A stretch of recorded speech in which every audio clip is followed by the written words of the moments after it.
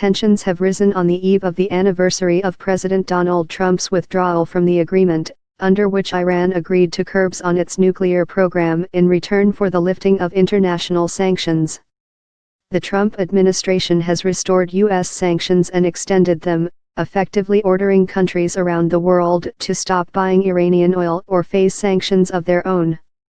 Iran has continued complying with the deal. Washington's European allies, which oppose the U.S. pullout, have tried and failed to come up with ways to blunt the economic impact of the U.S. move while urging Iran to continue to comply. Iranian media reported that Tehran will write to the countries still signed up to the deal, U.S. allies Britain, France, and Germany as well as Russia and China, on Wednesday to give them details about plans to diminish its commitments under the deal. Iranian state news reports have said Iran does not plan to pull out, but will revive some nuclear activity that was halted under the deal. A French presidential source said the European countries did not yet know precisely what steps Iran was now planning, but they could have to reimpose sanctions on Iran if those steps amount to reneging.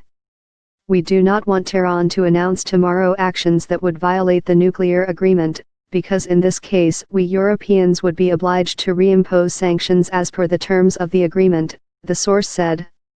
We sent messages to Tehran to say that we were determined to implement the agreement, that we really wanted them to stay in this agreement even though we took into account the complexity of the situation and passed on the same messages to our American allies, the source said.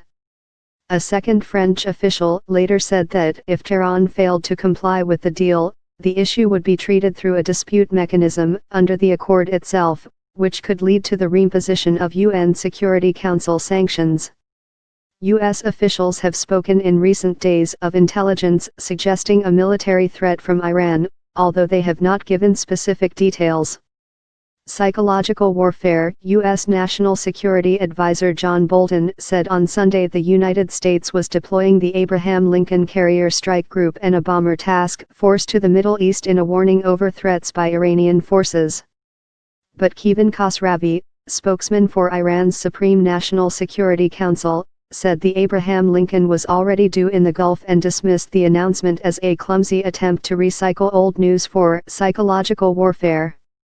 Iranian Foreign Minister Mohammad Javad Zarif said on Twitter, "If US and clients don't feel safe, it's because they're despised by the people of the region, blaming Iran won't reverse that."